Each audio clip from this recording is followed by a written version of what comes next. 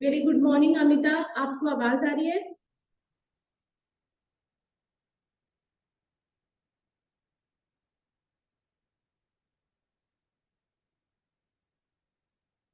हम बात कर रहे हैं आज जो फर्स्ट चैप्टर स्टार्ट करने जा रहे हैं। कॉन्ट्रैक्ट का फर्स्ट स्टेप होता है प्रपोजल यानी प्रस्ताव। इसकी डेफिनेशन जिसे कि सेक्शन 2A में दिया गया है, हम इसे डिस्कस करने जा रहे हैं। ये डेफिनेशन क्या कहती है? When one person signifies to another,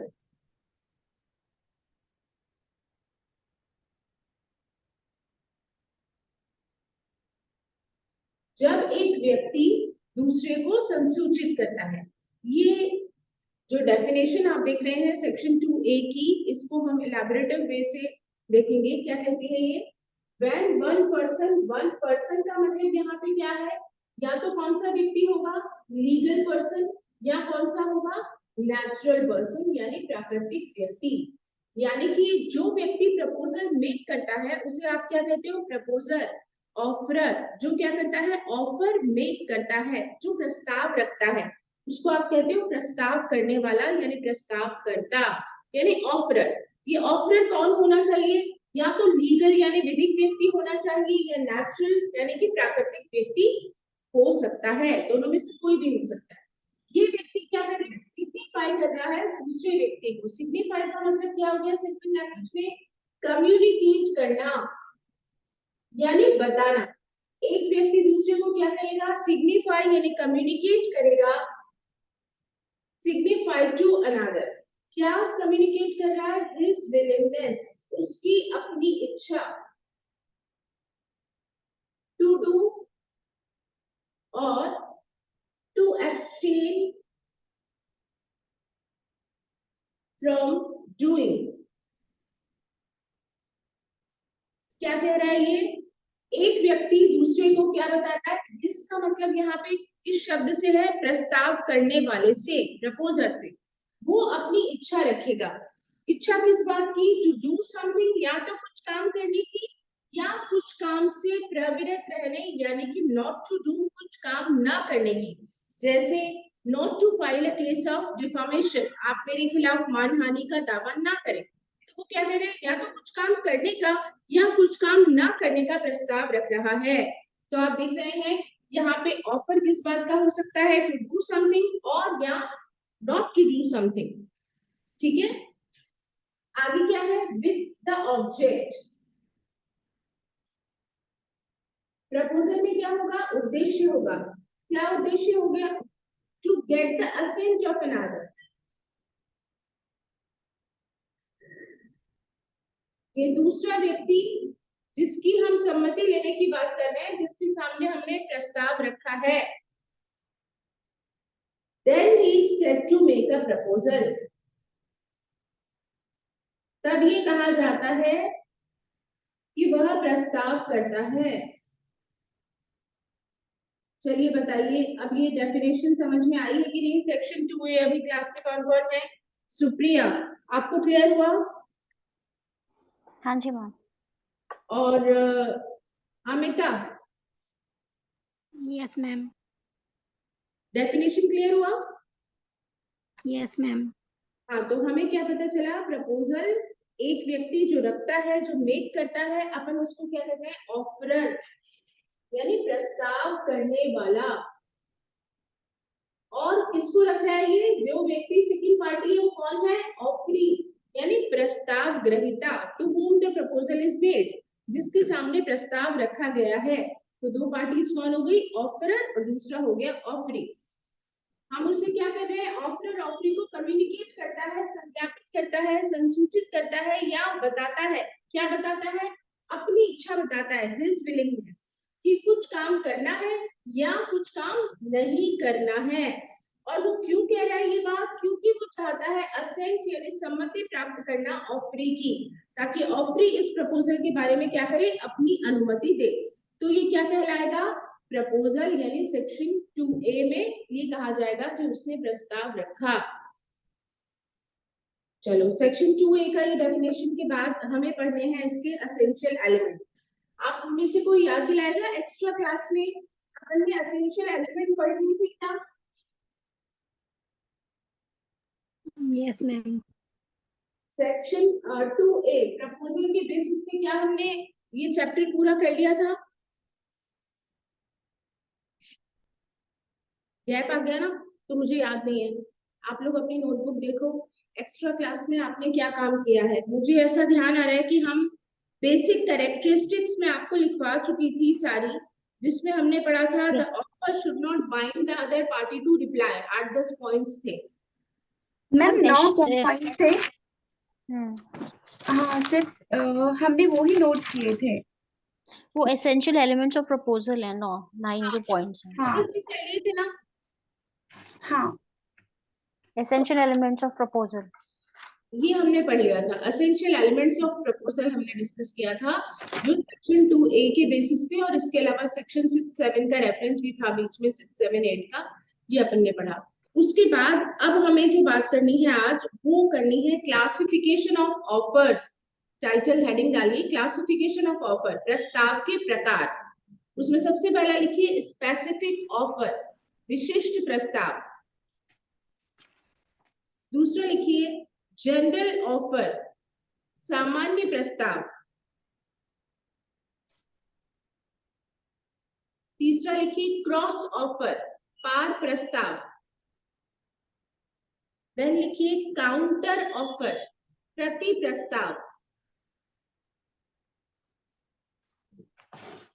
फिर लिखिए स्टैंडिंग ऑफर, इसे चलत प्रस्ताव या खुला प्रस्ताव भी कहा जाता है। स्टैंडिंग ऑफर, इसे कंटिन्यूइंग ऑफर भी कहा जाता है। इसको डिस्कस कर लेते हैं अपन सबसे पहले क्लासिफिकेशन को, फिर उसके बाद हम पढ़ेंगे कम्युनिकेशन के बारे में, कम्युनिकेशन ऑफ ऑफर के बारे में।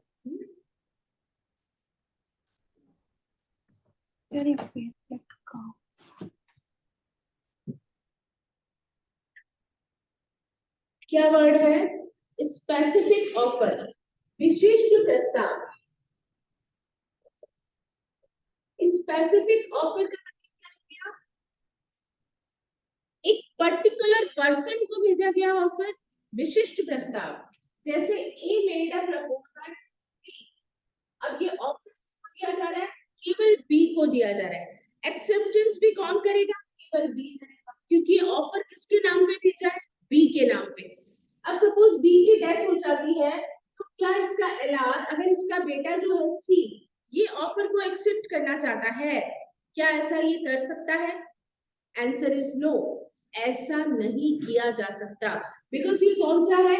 स्पेसिफिक ऑफर, यानी पर्टिकुलर पर्सन को दिया गया विशिष्ट प्रस्ताव, जो एक विशिष्ट व्यक्ति को दिया गया। अब एक्सेप्टेंस भी कौन देगा? केवल वो व्यक्ति जिसके सामने ये प्रस्ताव रखा गया है।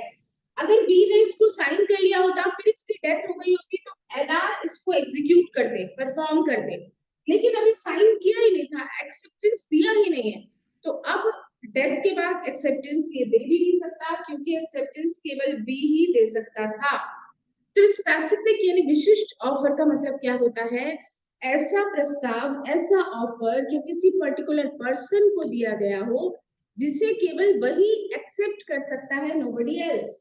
अब ये केवल पर्टिकुलर पर्सन ना हो, ग्रुप ऑफ पर्संस भी हो सकता है, व्यक्तियों का समूह भी हो सकता है, जैसे आपके आरजेएस क्लास का मॉर्निंग बैच, ठीक है, इसके सामने ए ने ऑफर रखा, इसके सामने रखा है मॉर्निंग बैच के जितने भी स्टूडेंट्स हैं, उनके सामने जो एक ग्रुप ऑफ पर्संस है, ये कौन सा कहलाएगा?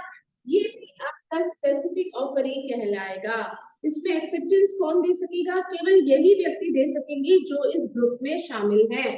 तो स्पेसिफिक ऑफर, विशिष्ट प्रस्ताव का मतलब क्या हो गया? ऐसा ऑफर जिसे कि पर्टिकुलर पर्सन ही एक्सेप्ट कर सकता हो।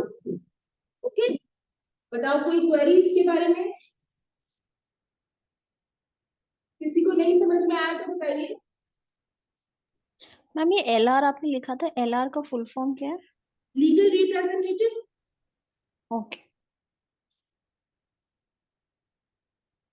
अब आप देख रहे हैं, क्लियर है ना स्पेसिफिक प्रपोजल?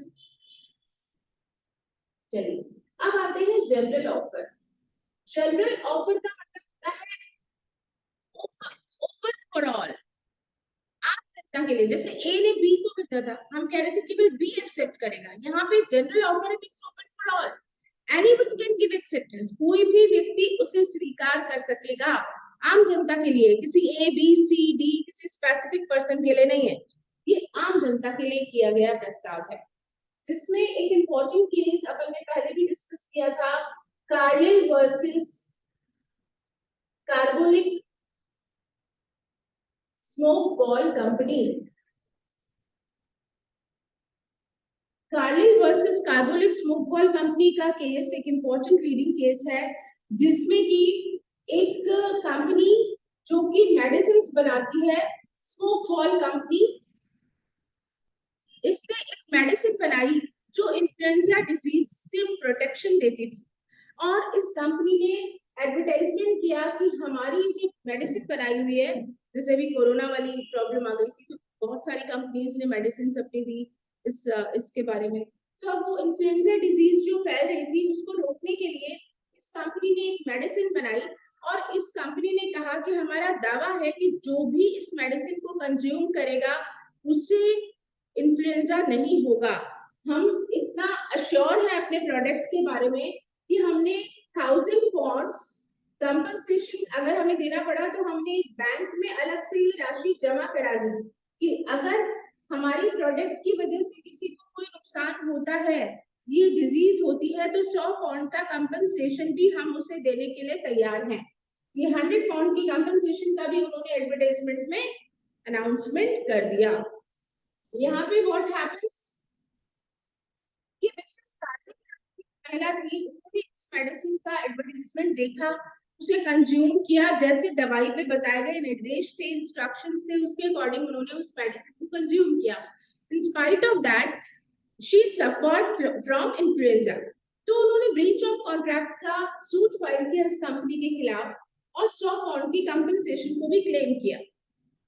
यहाँ पर इस कंपनी का कहना ये था, there was no intention to create legal relations, 1000 pound जो हमने बात की बैंक में डिपॉजिट कराए, तो ये लीगल रिलेशन यहाँ क्रिएट नहीं होगा, क्योंकि मिसेस कार्लिल ने अपना एक्सेप्टेंस जो है कि वो मेडिसिन लेना स्टार्ट कर रही है, हमको सूचित नहीं किया, हमको नहीं बताया।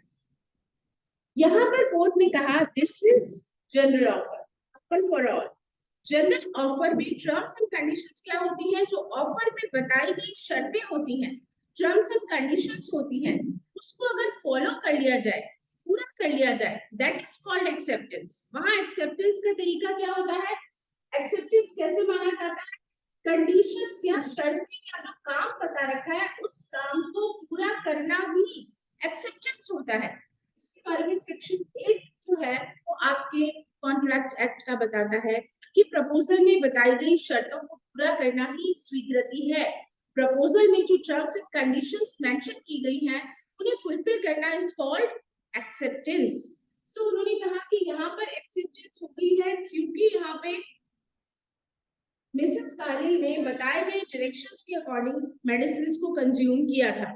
जरूरी नहीं था कि वो कंपनी को आके इन्फॉर्म करती कि मैंने मेडिसिन कंज्यूम करना शुरू कर दिया है, ये बताना जरूरी नहीं था, उन्होंने कंज्यूम किया, दैट वाज कॉल्ड एक्सेप्टेंस।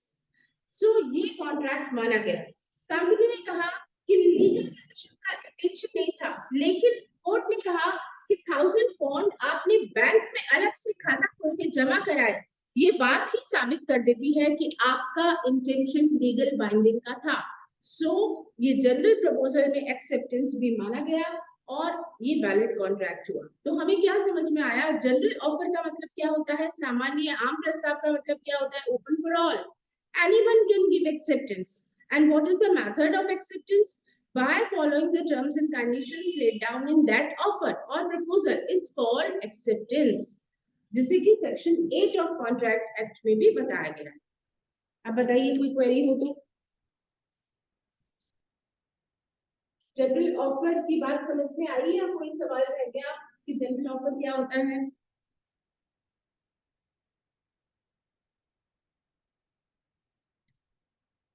एक का डॉग मिसप्लेस हो गया है या उसका पर्स खो गया है, उसके वैल्यू में डॉक्यूमेंट वाला बैग खो गया है, उसने एक एडवर्टाइजमेंट दिया है और उस एडवर्टाइजमेंट में कहा है कि जो भी मेरे इस खोए हुए डॉग को के आएगा मैं उसे 50,000 रुपए का प्राइज दूंगा।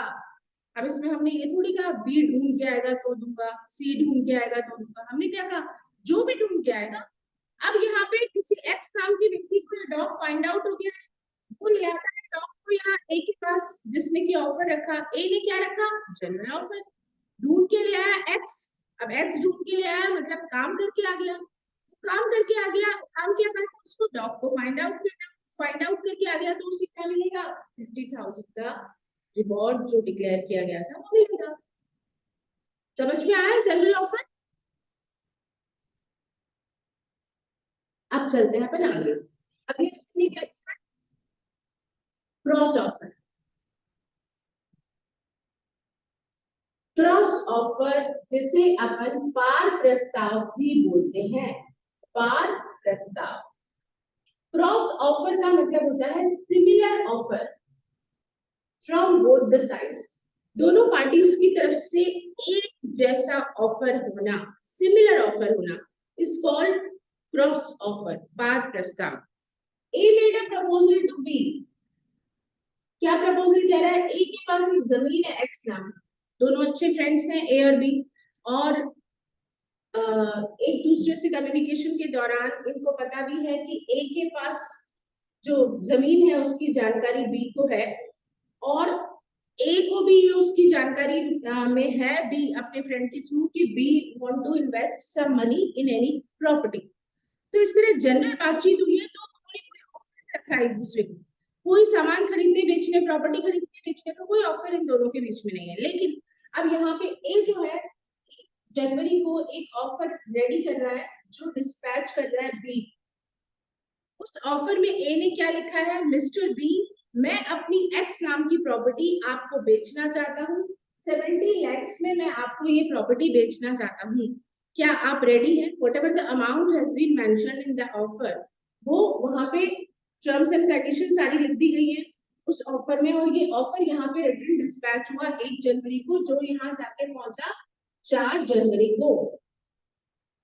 लेकिन इसी बीच बी के दिमाग में भी ख्याल आया ऑफर, अभी 4 जनवरी को ऑफर से पता नहीं है बी को नॉलेज ऑफ ऑफर नहीं है कि ए ने मुझे क्या ऑफर भेजा, लेकिन बी ने भी यहाँ से 2 जनवरी को एक ऑफर भेजा है, और ये ऑफर में क्या लिख रहा है, सेम बात लिख रहा है, मिस्टर ए आपकी जमीन है एक्स नाम की, वो प्रॉपर्टी मैं खरीदना चाहता हूँ, उसकी मैं आपको 70 लाख कीमत देने को तैयार हूँ। अप्रोक्सीमेटली मार्केट वैल्यू क्या थी उसके बारे में पिछली बार भी इन लोगों का कम्युनिकेशन में डिस्कशन हुआ था। तो यहाँ ये प्रपोजल भेज रहा है कि मैं खरीदना चाहता हूँ, ये कह रहा है मैं बेचना चाहता हूँ। दोनों के ऑफर में सेम प्रॉपर्टी का जिक्र है, दोनों के ऑफर में सेम प्राइस है, मतलब कैसे ऑफर है दोनों एक जैसे, सिमिलर ऑफर।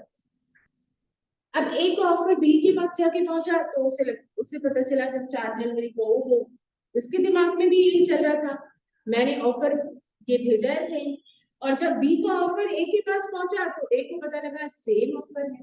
कई बार ऐसा हो नहीं जाता, आपके साथ इंट्यूशन नहीं होती, कई बार अपन सोचते हैं कि अरे बहुत दिन हो गए अपनी उस फ्रेंड से बात किए हुए, टाइम ही नहीं मिलता, और इतने में उसका फोन आ जाता है या वो मिलने आपसे आ जाती है, ऐसा इंट्यूशन।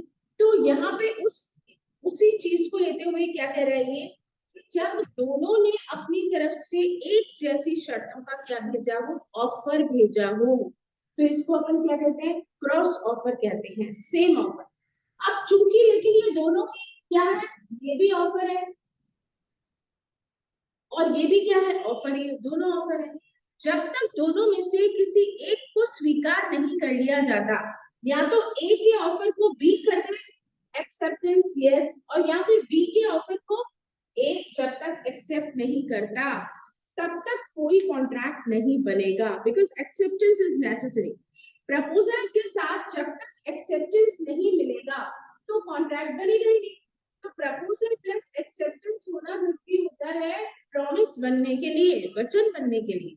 अगर एक जैसा ऑफर है तो उससे कोई कॉन्ट्रैक्ट नहीं बन जाएगा, ये सिर्फ आप ये ध्यान रख लीजिए, ये सिमिलर ऑफर ही कहलाएंगे, सेम ऑफर है दोनों पार्टीज की तरफ से, ठीक है, without the knowledge of each others offer. इन दोनों को एक दूसरे के ऑफर की कोई नॉलेज नहीं है।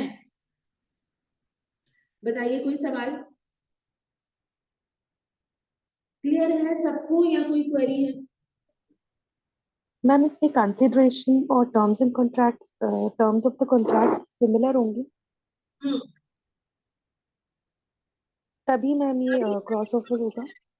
टर्म्स एंड कंडीशन सेम होगी तभी वो सिमिलर कहलाएगा, क्रॉस कहलाएगा। अगर इसने यहाँ पे 50 लाख लिखा होता 70 की जगह, यहाँ ये कहता मैं 50 लाख में आपका जो प्रॉपर्टी है वो खरीदना चाहता हूँ, तो ये क्रॉस ऑफर होता क्या?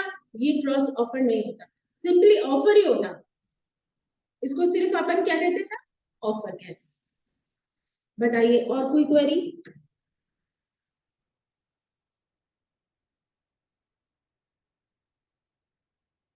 अमिता आप बताइए, आपको समझ आया ये टॉपिक? Yes ma'am. अच्छा, हर्षिता और Supriya, no issues? No issues ma'am. अब आते हैं काउंटर ऑफर। काउंटर ऑफर क्या है? हिंदी में इसको कहते हैं प्रति प्रस्ताव, ठीक है? और सिंपल से इलस्ट्रेशन से समझ रहे हैं अपन। A made a proposal that I sell my x property to you in 70 lakhs। अभी वही जो इलस्ट्रेशन चला उसी कंटिन्यूएशन में लेते हैं। ए अपनी एक प्रॉपर्टी जिसकी 70 लाख रुपए वो वैल्यू लेना चाहता है, बी के सामने ऑफर रखता है कि मैं अपनी प्रॉपर्टी आपको 70 lakhs में बेचना चाहता हूँ, क्या आप इसे खरीदेंगे? बी कहता है, यहाँ पे से क्या गया है? ये प्रपोजल गया है। एक्सेप्ट कौन करेगा? बी करेगा या मना करेगा? ए कौन है? Offeror, proposer, प्रस्तावकर्ता। बी कौन है? अभी ऑफरी, प्रस्ताव ग्रहिता, to whom the proposal has been made, जिसके सामने प्रस्ताव रखा है। ठीक है, अब ये कहेगा, ये कह रहा है कि या तो कहता है यस मुझे मंजूर है, एक्सेप्ट करेगा, वो एक्सेप्टेंस हो गई।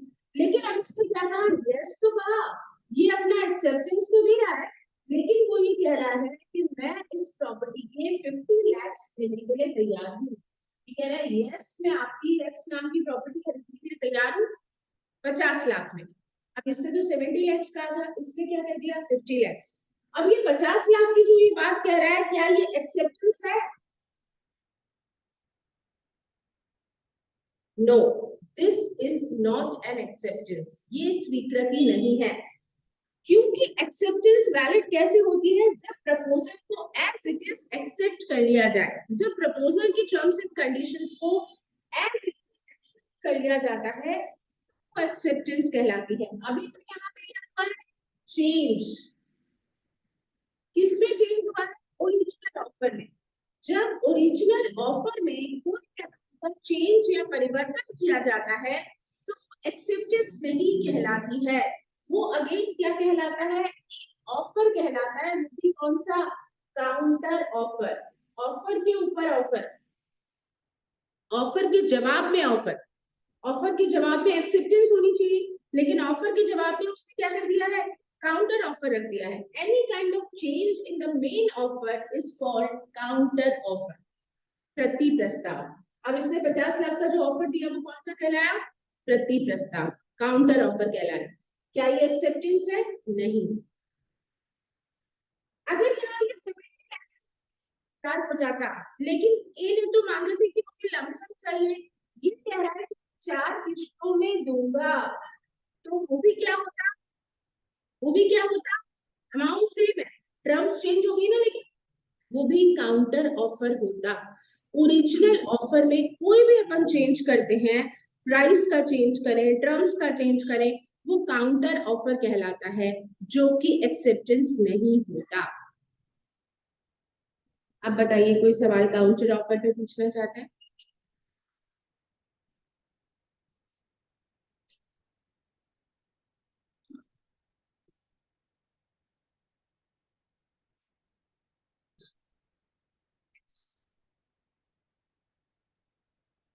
क्लियर है सबको?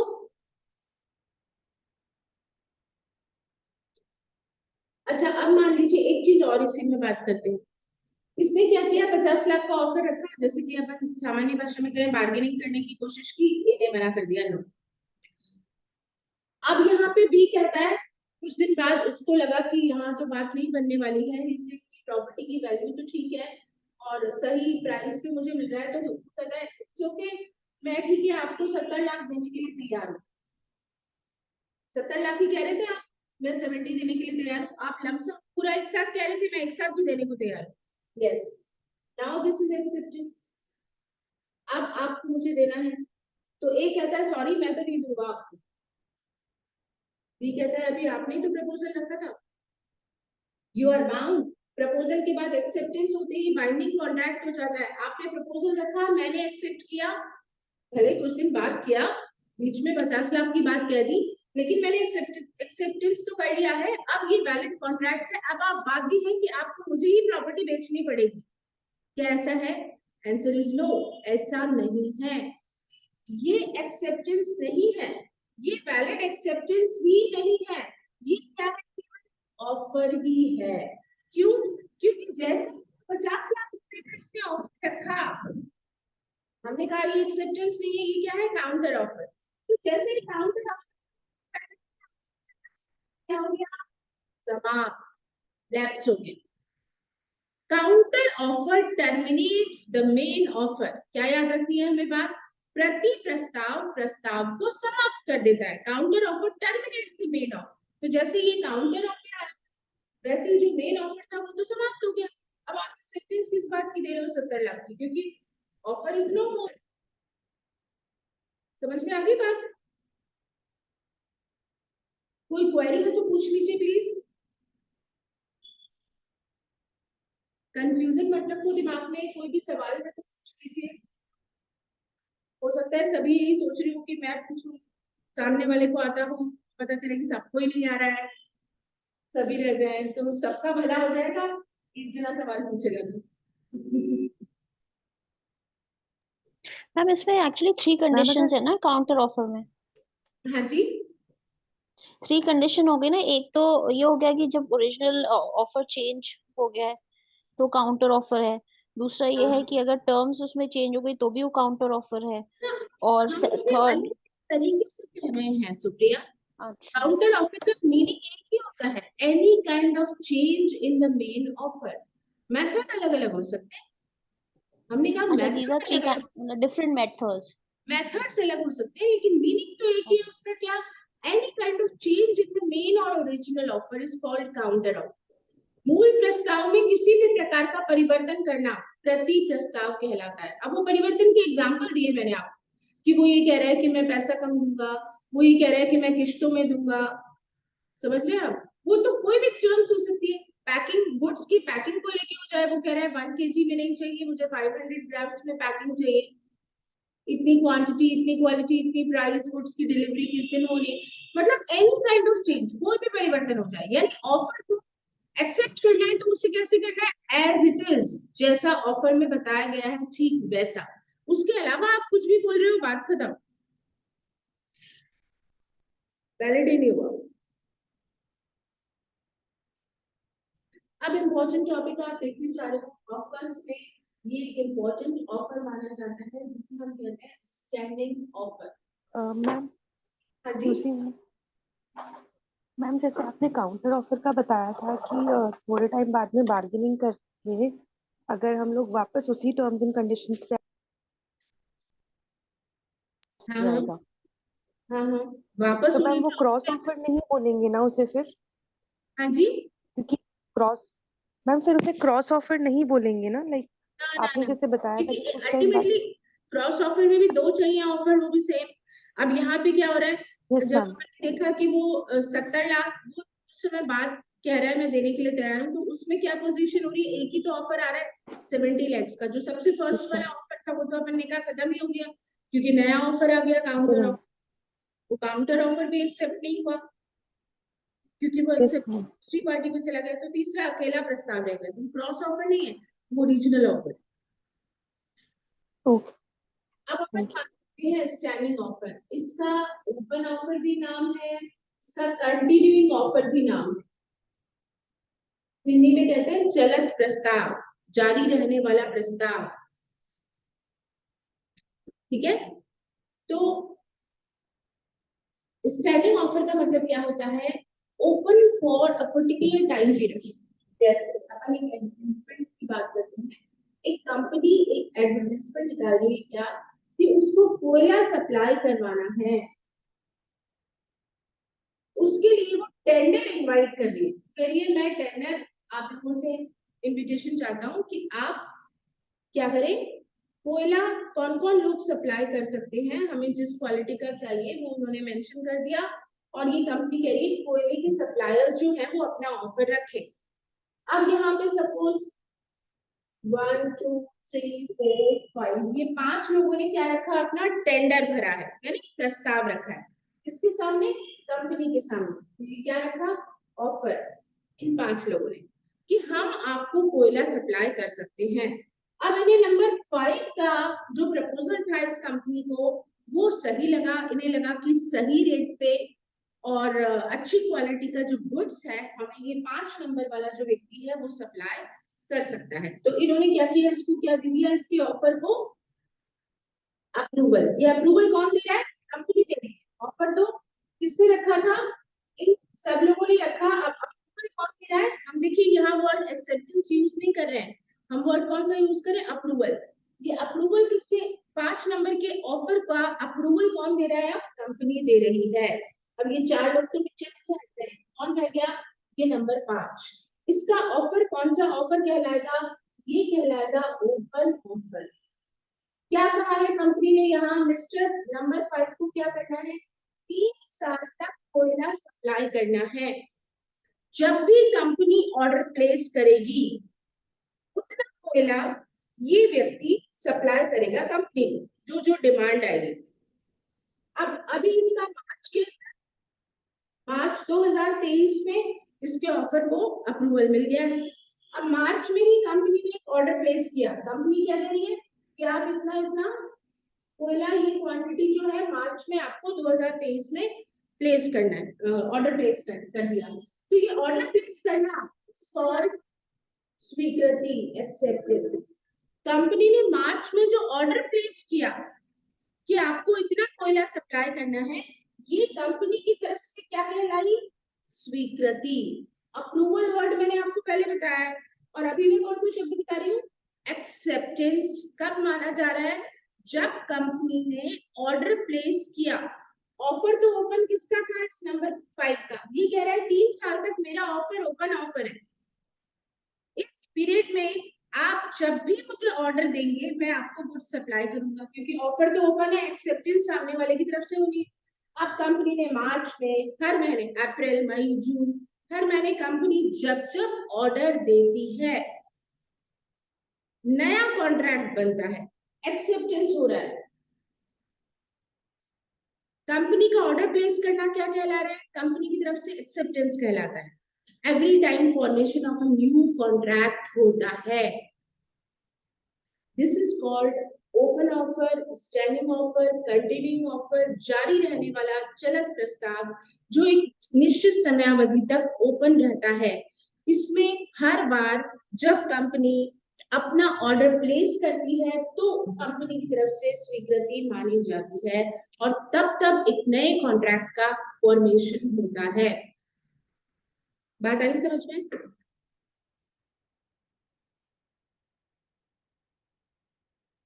बताओ ओपन ऑफर या स्टैंडिंग ऑफर की बात समझ में आई।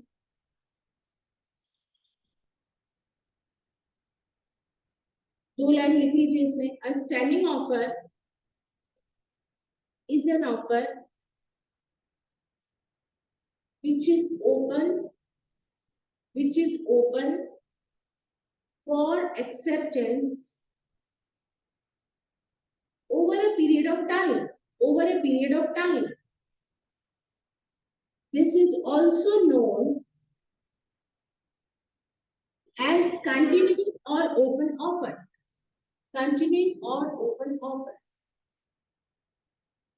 अब बताइए आपकी कोई क्वेरी है इस टॉपिक से रिलेटेड तो।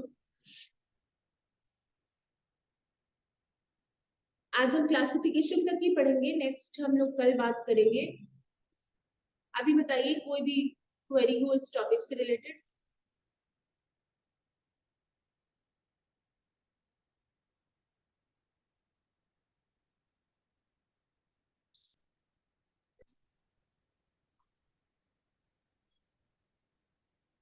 हर्षिता, शीला, सुप्रिया, अमिता, सबको क्लियर है? Yes ma'am. अब इसमें क्या हो रहा है, मैम अगर इसमें पार्टी मैं स्टैंडिंग ऑफर में जो एग्जांपल्स होंगे वो सारे ये इसी टाइप के होंगे ना, वेंडर से related. Over a period of time, particular transaction का नहीं है, सीरीज ऑफ ट्रांजैक्शंस है वहां। अब इसमें कोई भी पार्टी अगर रिवोक करना चाहती है, अगर सपोज ये ऑफरर रिवोक करना चाहता है, तो पहली बात तो 3 इयर्स का उसने बॉन्ड भर रखा है। अगर वो ब्रीच करना चाहता है कि नहीं सर मैंने 1 साल कोयला सप्लाई कर दिया, अब मैं आगे आपके साथ कॉन्ट्रैक्ट नहीं करना चाहता, सो अगर ये ब्रीच करेगा तो इसने जो टर्म्स एंड कंडीशंस इनिशियली जो अप्रूवल मिला था इसको कि आपको हम अप्रूवल दे रहे हैं, आपको यहाँ पे 3 साल तक कोयला सप्लाई करना है, बीच में अगर आप कहीं भी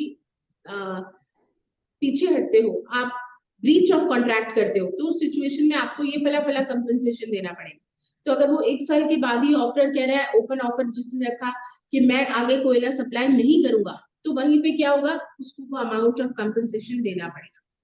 वो रिवोक लेकिन कब कर सकता है, कंपनी के नेक्स्ट ऑर्डर प्लेस होने से पहले। मार्च में उसने सप्लाई कर दिया, अब अगला ऑर्डर कंपनी अप्रैल में प्लेस करेगी, उसके पहले पहले रिवोक करना चाहे तो कर सकता है। लेकिन एक बार जैसे ही कंपनी ने क्या कर दिया, अपना ऑर्डर प्लेस कर दिया, मतलब एक्सेप्टेंस दे दी, तो वो तो ऑर्डर पूरा करना ही पड़ेगा उसको, वो बैक नहीं हो सकता।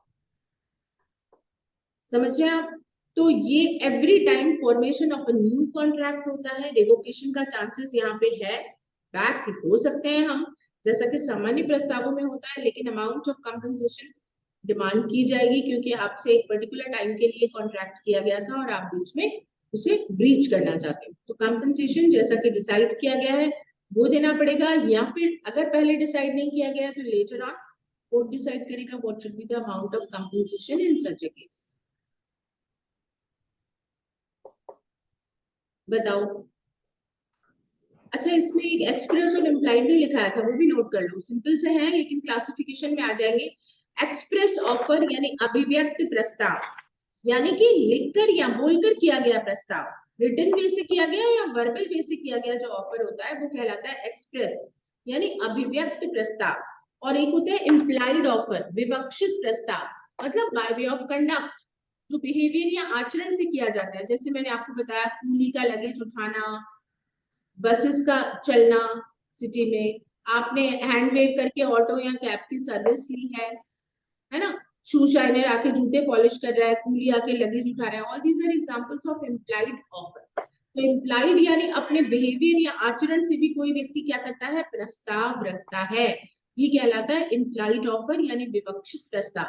तो कितने हो गए, एक्सप्रेस हो गया, इम्प्लाइड हो गया, स्पेसिफिक हो गया, जनरल हो गया, क्रॉस काउंटर है ना, और एक ही स्टैंडिंग। इसमें से आपको प्री के अंदर अच्छा क्वेश्चन बैंक मिलता है, मेंस में तो खास नहीं, लेकिन प्री में आपको अच्छा क्वेश्चन बैंक यहाँ से मिलता है।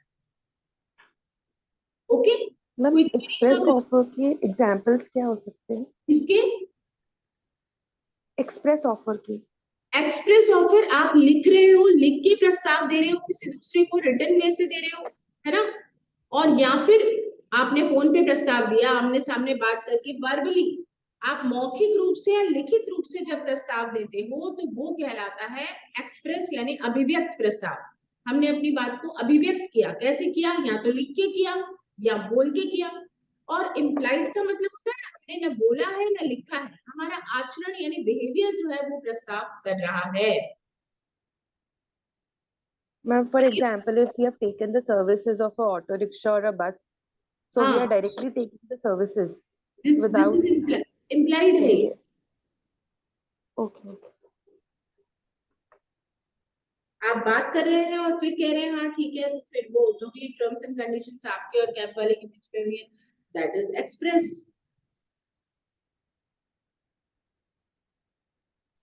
मैम इन सब में कोई एक क्वेश्चन आप इनपुट कीजिए, so we will try to figure it out the answer. आपने बोला प्री के पर्सपेक्टिव से थोड़ा सा